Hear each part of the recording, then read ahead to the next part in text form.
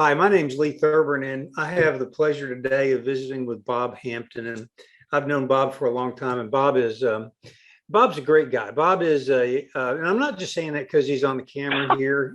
If he wasn't, I'd say he's a real rascal, but he's not. He's a great guy, and Bob is both a CPA and a financial planner, and I have great respect for anybody that can be a CPA. I started out life as one, and it just didn't really suit me.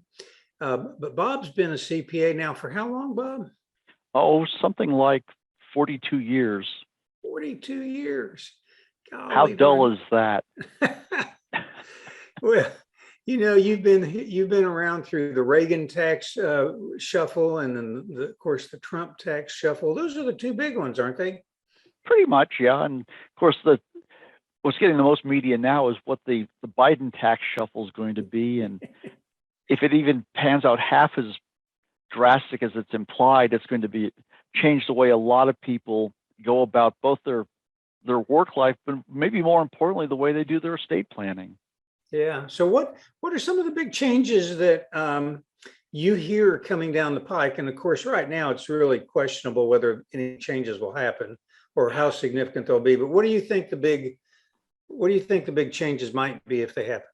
Well, and sort of to allude what you said, I try not to clog my head too much with proposals for tax law, because invariably you spend a lot of time studying stuff that never comes true. But the biggest one, the one that's on my radar and a lot of people's radar, is removing the so-called step up in basis. And without getting too wonky, typically when you die, the value of all the stuff you own, your stocks, your bonds, your unrecycled aluminum cans, everything, is revalued to today's value, and your heirs don't pay any capital gains tax on whatever they inherit, which is a huge, huge advantage. This is called the step up in basis. The current things that are being bandied about is that they will eliminate that, and essentially, when you die, instead of valuing everything as of the day you died and stepping up the basis, they'll value everything as of the day you died, figure out the gain, and tax you on it. I'm sorry. No, go ahead. Okay. Well, I mean, this is, certainly an expensive process for anyone who has had, say, stocks for a good long time, but it's also even more sinister for people with small businesses or family farms or anything like that, where that come up with the cash to pay those taxes when you're still trying to run the family farm or the business could be crippling. And you even think about it, you inherit mom and dad's house. They've had the house for, say, 30, 40 years. They bought it for a pittance. They put some money into it. They have no idea what they have in the house. You have no idea what they have in the house. And so when it comes time to figure out the capital gains, what number do you use? It's going to be a huge logistical nightmare. Well, not to sound too draconian, but with the current administration, I'm sure that they're going to be pushing for anything that they can do to get more tax money out of you. Mm-hmm. What should somebody do for that specific? Planning in advance is always the smart thing, right? Oh, yeah. So what should somebody be doing to protect themselves against that loss of the step up in basis if it does happen? Well, is there anything you can do? Well, I guess a lot of it depends on how the law shakes out. I mean, they're talking about how it's only going to affect upper income people. And if that's true, for example, right now, if you pass $11,800,000 is tax free. Well, if they don't apply that step up in basis until you get past that first 11,800,000, not a big issue for 99% of the American public. And so you don't have to do much of anything. But if they say you don't have to pay the capital gains tax, but we're still going to figure out what the gain should have been, big problem for everybody. What that might mean is if you're looking at a big issue like that, and especially if you have a business that you're afraid would cripple it, you may have to resort to something like insurance, where you basically provide the cash thanks to the insurance company to pay off any estate tax liabilities so that you can continue your life and maintain the inheritance that you planned on giving your families. that would be a pretty easy way to do it. Another thing, just going forward with this, with the deficits we're running now and the deficits that are being proposed, we really need to be, the government needs to be thinking about raising taxes to pay this down. Debt is not good, and we're just getting more and more of it. And raising the debt ceiling just kicks the can down the road and doesn't really address our real long-term needs. And that will mean taxes, whether we like it or not.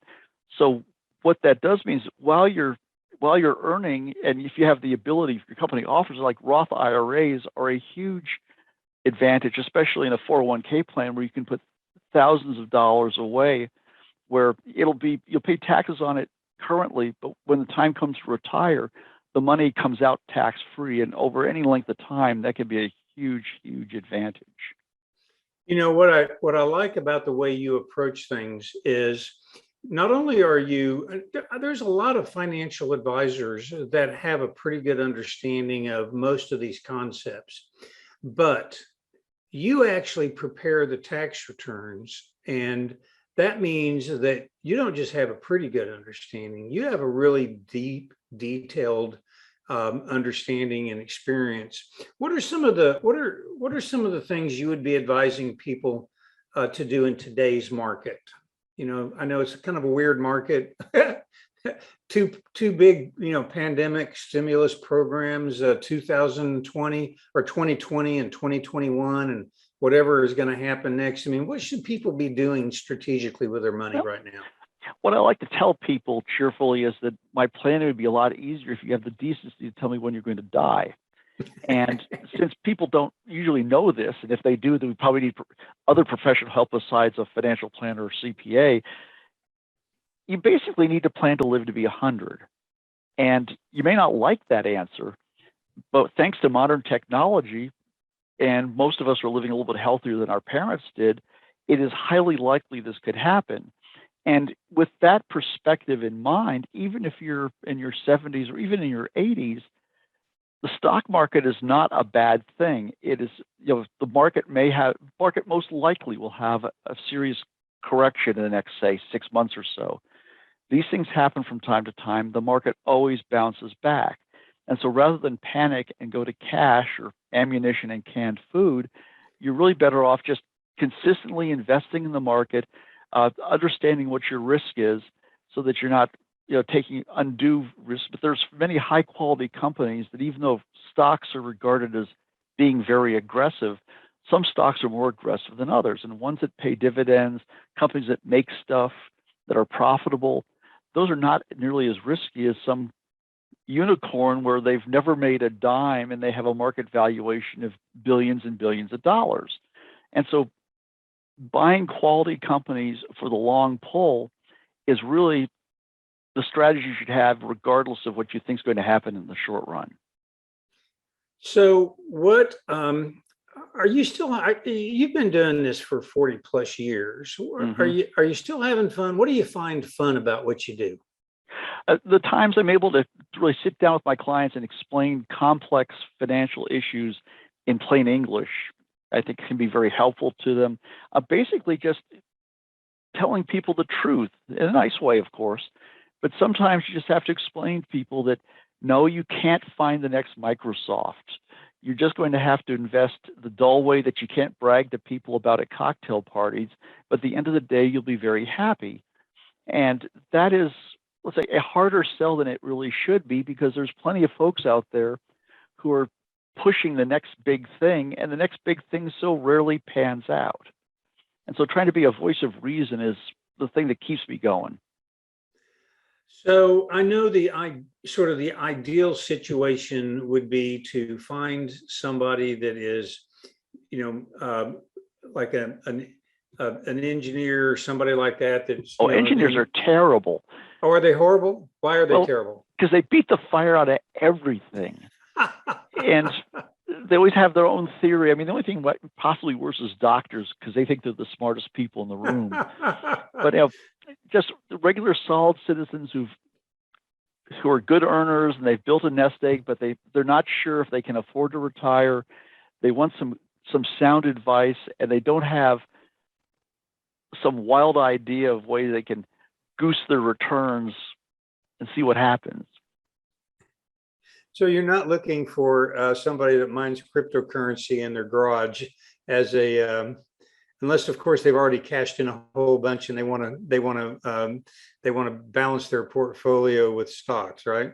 Well, that's always a possibility. I don't think there are too many of those people actually exist. I mean, the legend is they do, and so I have run into people who just are sure that they should be in crypto, and I try to convince them that that's probably not a good idea.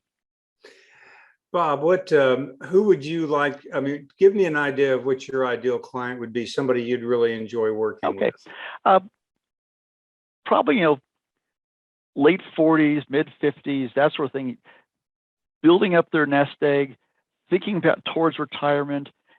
And the $64,000 question is, do I have enough to retire on? Mhm. And some of that is a couple of factors. One of which, of course, is do you have enough money?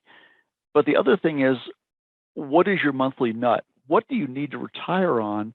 And some of that has to do, for example, your home mortgage. I tell people that if you could get your mortgage paid off by the time you retire, the equation for retirement becomes a lot different and a lot easier. And I've run into people who are so proud of themselves that 55, they refinanced their mortgage for 30 years and they've saved all this money, and they're going to be paying that stinking thing off until their mid 80s. And that is not a good thing to have given the uncertainties that lie ahead. The other thing that you need to consider is one of the biggest issues for older people is their health costs. And Medicare, a good supplement, will go a long way for that, but also long-term care, because Medicare does not pay for nursing homes or any kind of assistance. And people say about nursing homes, I don't want to go to a nursing home. Well, even if you stay at home, you may need a home health care worker, and they cost nearly as much, sometimes more than a nursing home. And you can insure against that risk if you do it early enough. Gotcha. Folks, Bob is, I don't know if you've been able to tell from this conversation, but having been a former CPA and having met a lot of financial advisors, I can tell you he is at the top of his game. And, you're turning my head. Yeah. Well, you're fun to talk to also. Folks, if you want somebody that's really, truly interested in your best strategy for you and not just trying to sell you a bunch of stocks and using a canned formula, Bob's your man. Plus, he's a lot of fun to visit with. So Bob Hampton, Impart Financial, you can find him at the links around this video, and give him a call. Even if you don't know for sure if you need somebody, talk to him, find out, put him in your short list of people to talk to. You'll be glad you visited with him. Bob, call me. I'd love to visit. Okay. Thanks for your time today, Bob. Bye now. You bet.